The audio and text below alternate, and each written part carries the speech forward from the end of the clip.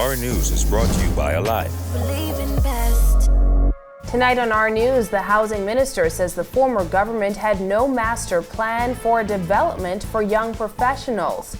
Central Grand Bahama MP Iram Lewis offering himself for F&M leader. A BPL report submitted last year could finally be made public, and diplomatic appointees given 90 days to return home.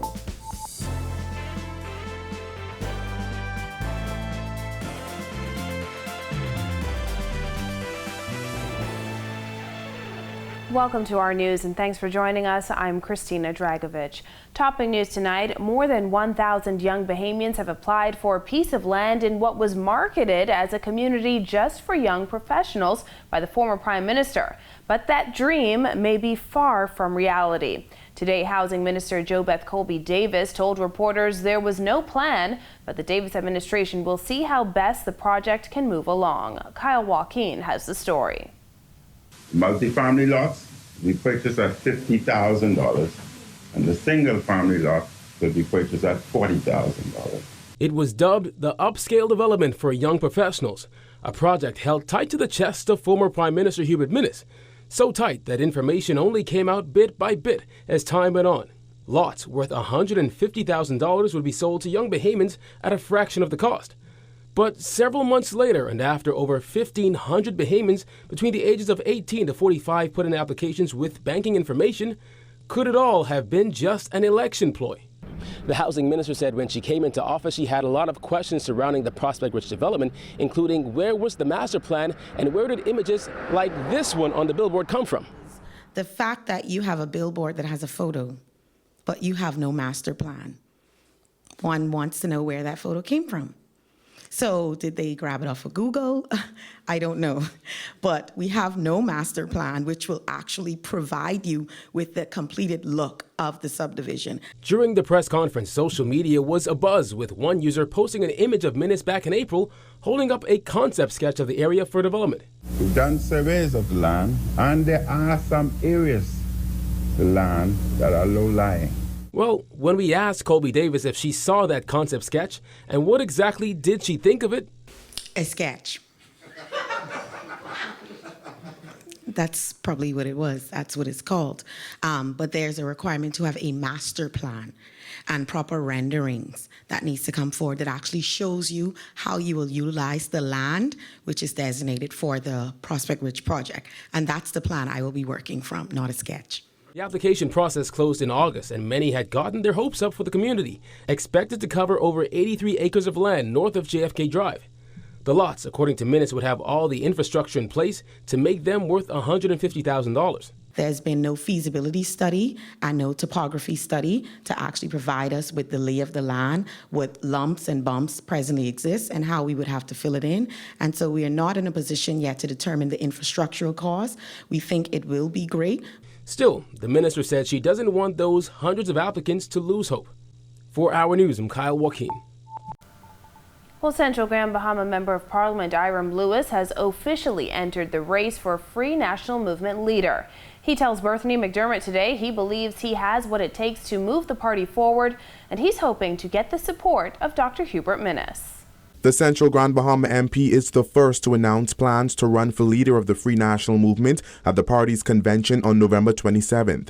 Iram Lewis believes he's the right man to rebuild the F&M and reconnect with the party's base. He said while the F&M's ideals haven't changed, he believes the party went off track. We would have lost contact, or there's certainly a certain level of disconnect from our base, as is evident over the last election, September 16th. When asked why he thinks the party lost the election, Lewis chalked it up to voter apathy. Following its defeat, the F&M announced that Dr. Hubert Minnis will remain on as leader of the official opposition until the party's convention, when a new leader is expected to be elected. Lewis says, based on his discussions with Dr. Minnis, he's expecting him to step down. Based on his discussion with me at the parliamentary caucus, he requested support going into Parliament as a leader of the opposition, and I respected his position. He said, I will defend my policy, the policy that we made when I was Prime Minister. I will speak to all of the decisions that we made. I'm not afraid to stay around and take my blows because they will be coming. I would like for you all to support me. I pledge my support up to the point of the party's convention in November. So I have no reasons to believe that he will go back on his word. Lewis said he would like the former prime minister's endorsement, adding he believes he has support within the party. Absolutely. I do have the support. I do believe in my team.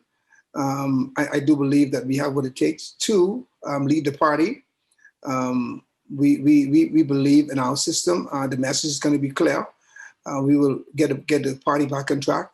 Lewis, who served as Minister of Youth, Sports and Culture under the Minnis administration, is one of 7 F&M members of Parliament. Reporting for Our News, I'm Berthany McDermott. And 3 years after a probe into the termination of the entire Bahamas Power and Light Board was announced, the findings may finally be made public. During a press conference today, Press Secretary in the Office of the Prime Minister, Clint Watson, held up the report, announcing it was submitted to the former government last November, and the findings will be released by Public Works Minister Alfred Sears. We've not heard from that report. We can confirm today that a report was done by a foreign company. The name of that company we're going to release to you as well. And I think you may be happy to know that we do have this report in hand. It is a very interesting read. And of course, it's now been sent to the minister responsible for BPL, the Minister of Works, the Honorable Alfred Sears, for his review on it. Back in July, then Prime Minister Hubert Minnis said there was no update on the probe. Today, Watson asserted the report was actually handed over to the government nearly a year ago. It's interesting. You want to read this, and it may share a very clear picture as to why we never heard about this report, which was presented in November of last year to the government. Interesting there. It explains a lot. I'll say it and leave it as that. You know I'm a good teaser. I know how to do it. I'll leave it at that for you. Despite questioning the relevance of an Office of the Spouse after it was introduced in 2018, wife of the Prime Minister, Anne-Marie Davis, will now head that office. Back then, Davis told the Nassau Guardian, "I have been very involved in charities, and the extent of the involvement is very far-reaching, and I have yet seen the need to have an office to carry out those functions." The OPM press secretary was asked about her apparent change of heart. Here's what happens, and I believe it's important to say. A lot of the comments that they've attributed to Mrs. Davis, obviously Mrs. Davis made when she had just seen this office formed. So the question was, what is the purpose of this office? When you have the opportunity to see what the office does and see what it's doing around the region, because there are spouses around the region who have all joined arms and said, let's make sure these offices are actually in place, it serves a purpose. A photo released by Foreign Affairs Minister Fred Mitchell shows Davis attending a meeting on Monday. Watson says Davis has a plan for the new role. The office received $16,000 in the last budget. Former Prime Minister Dr. Hubert Minnis called the Office of the Spouse one of the many pioneering steps by his government. However, he says the role came with a price. While she was there, in fact, it cost her, but that's not important to her. Her heart is with the Bahamian people, her heart is with the young people, her heart is especially with young girls. I think you need to look at what we've done, and you will see that there are many, many firsts that we've done and things that would remain. When that was commenced, there were a lot of pushback. Individuals, politicians were talking negative about it, etc. Well, with the new administration comes new diplomatic appointments. The press secretary says ambassadors and consuls general overseas have been given 3 months' notice to return home. The government has also given a 90-day notice to overseas appointees to allow sufficient time for the winding up of ongoing affairs as a gesture of good faith in the interest of political maturity and government continuity. Stress that again, because sometimes we feel as if when a party comes into power, okay, everybody leave, go. No, the Prime Minister Davis has made it intentionally his mandate to allow there to be a smooth transition, allow persons who are in office to continue working as they wind up their affairs so the business of the Bahamas internationally can continue. The evening begins to cool off. Greg Thompson is in the Weather Center with the latest. Thanks, Christina, and welcome everybody for your first look at weather on this beautiful Wednesday evening. Outside our studios, it is breezy. Those winds are whipping out there out of the northeast at 12 knots with some higher gusts.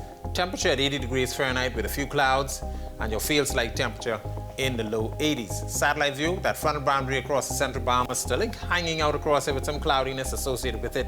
Some of those clouds making it up near the capital. Maybe a couple isolated showers in that frontal boundary tonight through tomorrow. That's your first look at weather. Your extended forecast is still to come. Still to come on our news, the F&M celebrates a major milestone at a time of uncertainty. Plus, the former health minister urges political leaders to stop playing the blame game. Find out more after this. Welcome to our news and thanks for joining us. Topping news tonight. COVID-19 remains a serious threat. Coronavirus COVID-19 has disrupted our economy, tourism industry, educational system, and put our healthcare facilities and professionals on high alert. Are you prepared? Do you have all the facts? Stay tuned to this network for the very latest news and information on this global pandemic.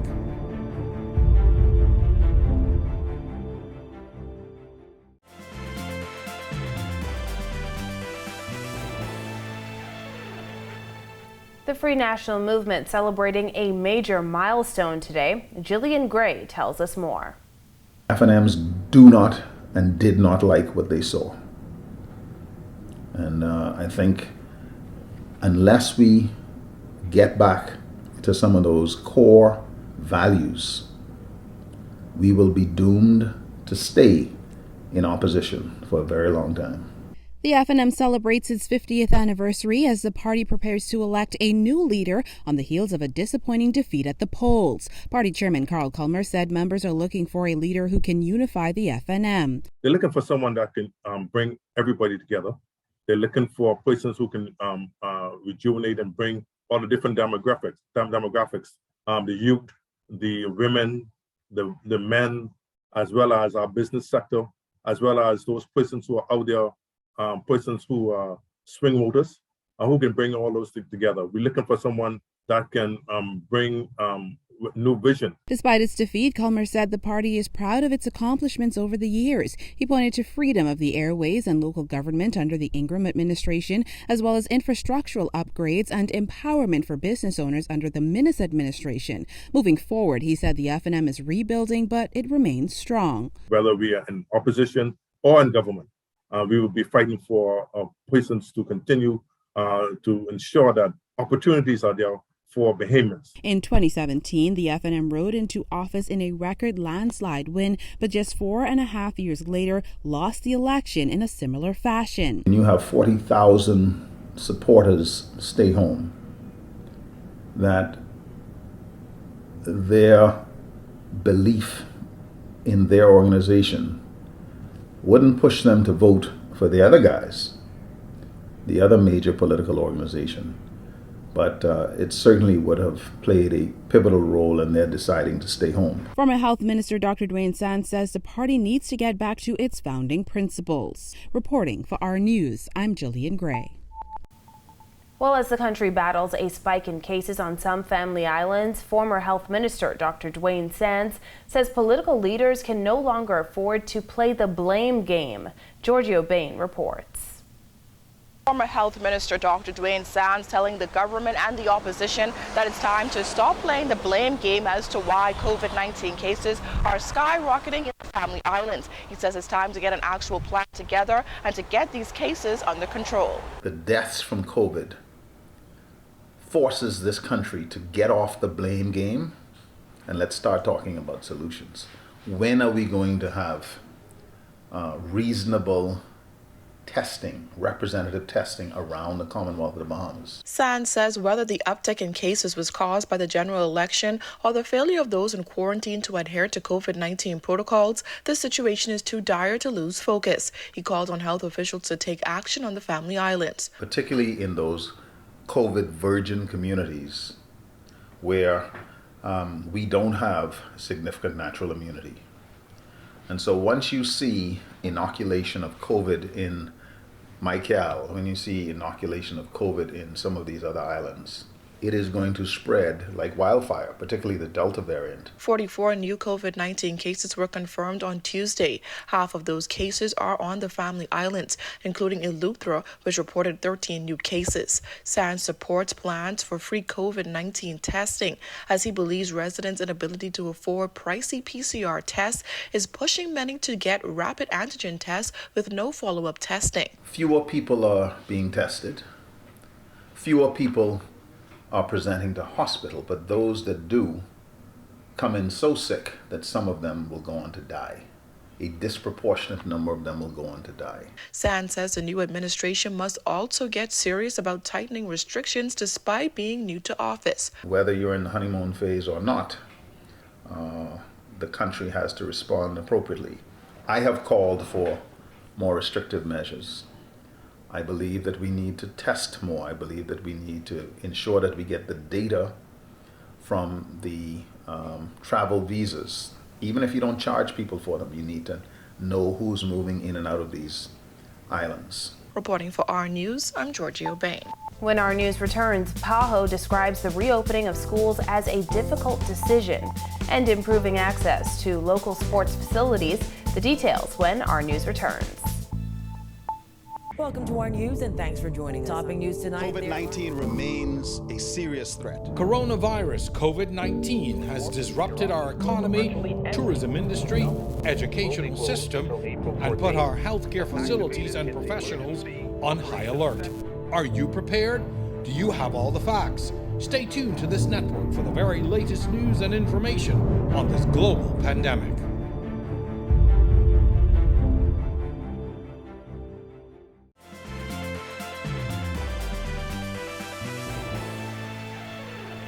This is our news. Welcome back. As the Bahamas moves to possibly reintroduce face-to-face learning before the start of 2022, the Pan American Health Organization is warning that the reopening of schools will need a careful balance. Reopening schools and universities, those decisions are very difficult. Trade-off between epidemiologic consequences and the emotional, educational, developmental, and social needs of children and their families. PAHO's Director of Emergencies, Dr. Ciro Ugarte, says there's a strong correlation documented in the United Kingdom and other countries between COVID-19 outbreak incidents and the proportion of cases in school and university settings, ultimately resulting in outbreaks. The schools are part of the community, and if the community is showing an increase in transmission, of course, this will go to schools.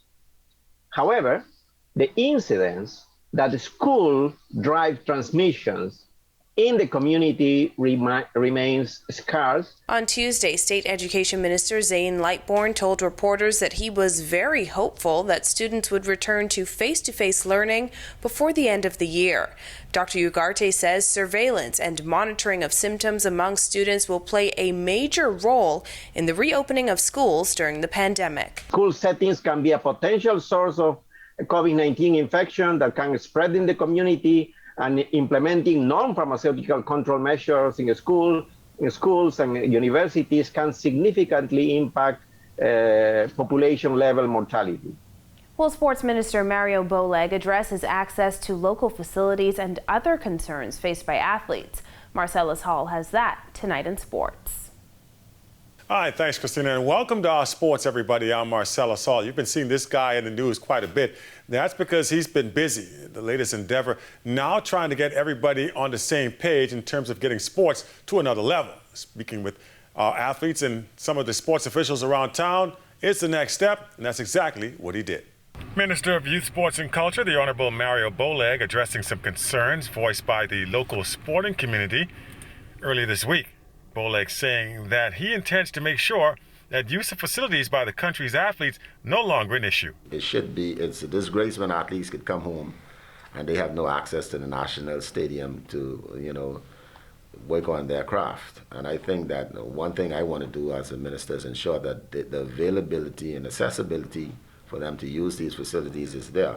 Boleg further adding that it would also take some of the assistance from the local sporting federations in order to effect the necessary changes. The development for the sports is definitely incumbent upon the governing body of that discipline. And so meeting with them and having an understanding of how we want to improve the development of sport, not just in New Providence and Grand Bahama Central, but throughout the Family Islands. I would hope that they would provide this ministry with a platform of their development plan to see how best we could assist them, whether it's just mentally or physically or financially support, whatever that they need to make sure that the improvements is made throughout the land and breadth of the Bahamas. And that's your check on sports for this evening. Of course, don't forget, all of our NBA stars will be in action this evening. Both Kai Jones, DeAndre Ayton, Buddy Hield, all will see their first games of the regular season. And you don't want to miss any of that action by, of course, opting in if you're a Rev Trio customer, or you can also buy the package. We're talking about the NBA League Pass. That's available right through Rev. We're going to make sure you get all the action as it happens. And, of course, we'll keep you updated on how our players do during the course of the regular season. That's your check on sports. I'm Marcellus Hall. Back to you. Thanks, Marcellus. Still ahead, the bridal industry comes together to discuss the business of love. Stay tuned. Welcome to our news and thanks for joining us. Topping news tonight. COVID-19 remains a serious threat. Coronavirus COVID-19 has disrupted our economy, tourism industry, educational system, and put our healthcare facilities and professionals on high alert. Are you prepared? Do you have all the facts? Stay tuned to this network for the very latest news and information on this global pandemic.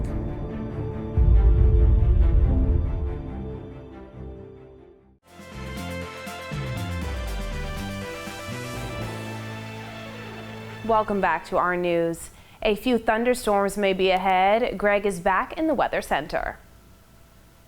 Thanks again, Christina. Welcome back, everybody, for your second look at weather. That frontal boundary across the central Bahamas still got some clouds associated with it, and we can see one or two spotty showers, but that frontal boundary expected to weaken. High pressure to the north is continuing to generate some breezy conditions, so beaching and boating a little bit of a challenge for at least another day before things start to clear up. Tropics, quiet. We have a couple of tropical waves, one near the Yucatan Peninsula, another one just west of the Leeward Islands, and a few more out there in the tropical Atlantic. No organization at this time, and as we wind down the Atlantic hurricane season, we'll continue to monitor the tropics. Beaching and boating forecasts for the northwest, central, and southeastern islands. Winds are going to be out of the northeast to east at 15 to 20 knot, seas running 4 to 7 feet over the ocean. High tide will be at 8:35 tonight. Here's a look now at your national forecast.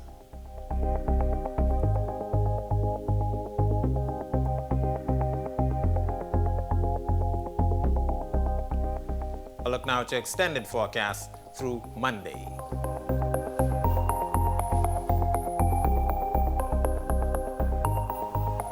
Another couple of beautiful days expected. Get out and enjoy it. Back to you, Christina. Thanks, Greg. Well, after a year of lockdowns and tight restrictions led to canceled weddings and events, the Bahamas Bridal Association is ready to reboot with its Renaissance Conference. The two-day event held at the Hilton will feature industry professionals from across the globe. We have a trade show today showcasing some of our major members of the Bahamas Bridal Association, and then tomorrow we will be showcasing a variety of event industry professionals. So you can get an exposure of what we have right here, whether you're a photographer, an entertainer, a cake artist, florist, we have event planners, designers, and managers. There is something in this conference for everyone. It is the Renaissance. It is the rebirth of the industry. Romance Senior Manager in the Ministry of Tourism, Ava Burke-Thompson, says there's an abundance of talent in the Bahamas, and the ministry has partnered with them to showcase that talent to the world. She added destination weddings are rebounding after the industry took a hit last year. How better is it to be able to wed one place and honeymoon on all of our islands? So coast distancing is not a problem, particularly on our family islands. Many of our islands have, endless beaches. So it's certainly better in the Bahamas. As a matter of fact, I differ to say right now it's absolutely best in the Bahamas. This is where you want to come if you want to get married. We realize that COVID showed you that love is not lost. Love is now. Love is forever present. So now is the time to do it. Don't wait another moment. Well, thank you for joining us for our news tonight. On behalf of the entire team, I'm Christina Dragovich. We'll see you right back here tomorrow night. Have a beautiful evening, Bahamas.